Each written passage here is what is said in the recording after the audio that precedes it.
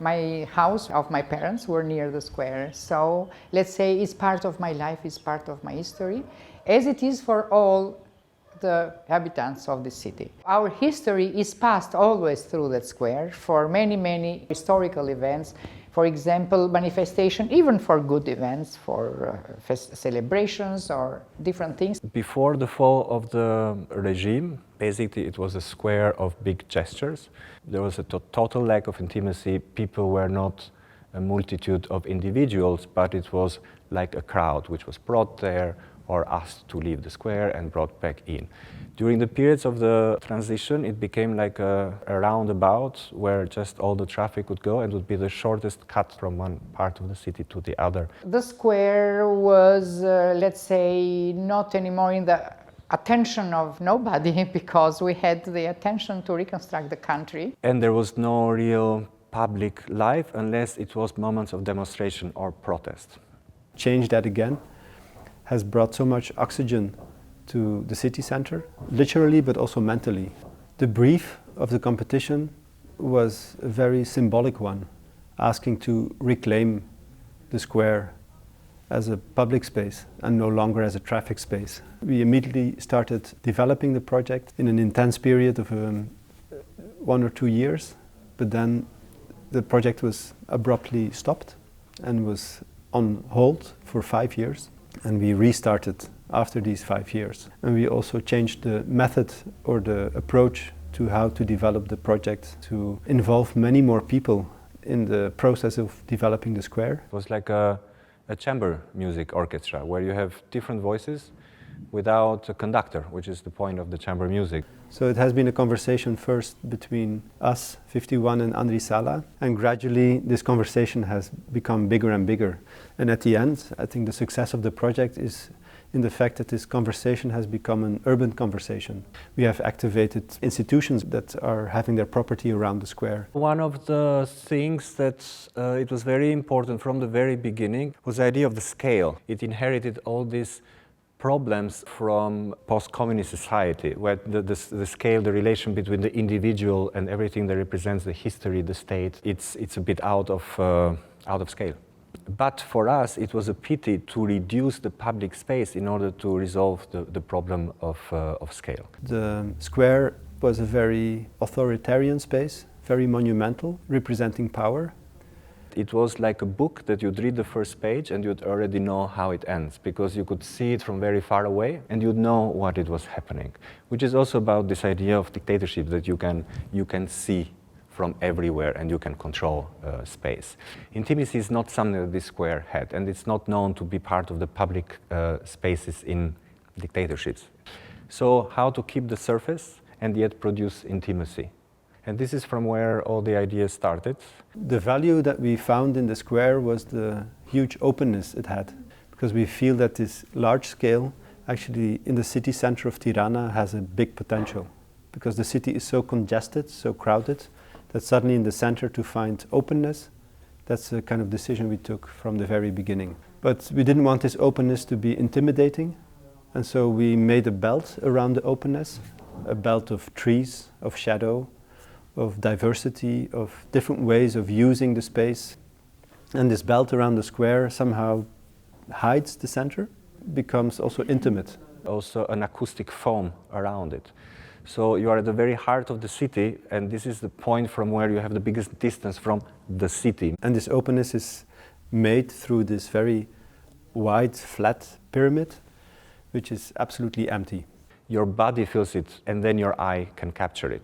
The moment that you go at the very top of the pyramid, where everyone can go, the relation between you and the buildings around is already been altered, has already been reduced. You are not anymore looking up at those buildings, but you are in a more equal level. The way how it relates to the water, when the water is programmed to go on certain parts of the pyramid, use the slope, use the nature of the pyramid as a way to go down, like a film of transparency, but which also reflects the buildings around. The water is, I think, a way how to make this radical setup like human and intimate, but also it's an element to play with. Some people go around the water, other people just walk through. Some people think it's just sewage leaking. Other people think it's like an artificial lake.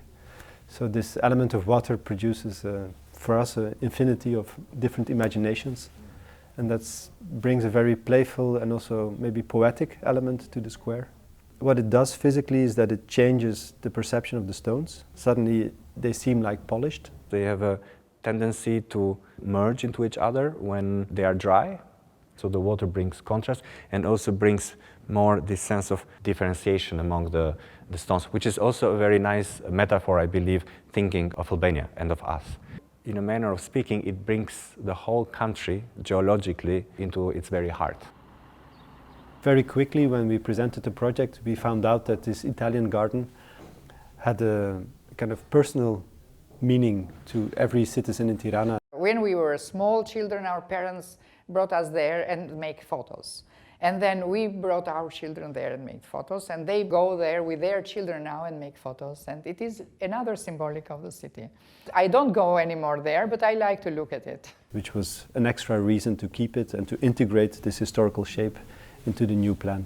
One thing which is very important, I think, that the square does, is that it revalues a quality that Albanian society has, and that's a kind of Mediterranean quality of living together, like sharing public space, enjoying it together. The Skanderbeg Square project shows it as a noble activity and an activity of pride and an activity of love, you could say. So to somehow be together in public space. Things that had completely disappeared from that public space because it was a roundabout for cars. What is specific about this chair indeed is that it's movable, which basically transforms the public space into a place that says and communicates like, okay, you're welcome here, you can choose your own spot. The thing that we added is the specific size of it, or you can sit like a king, very alone and very generous, but you can also sit with two people together, and then you suddenly have to sit very close, and you see how people relate to each other. The chair somehow reveals it in a very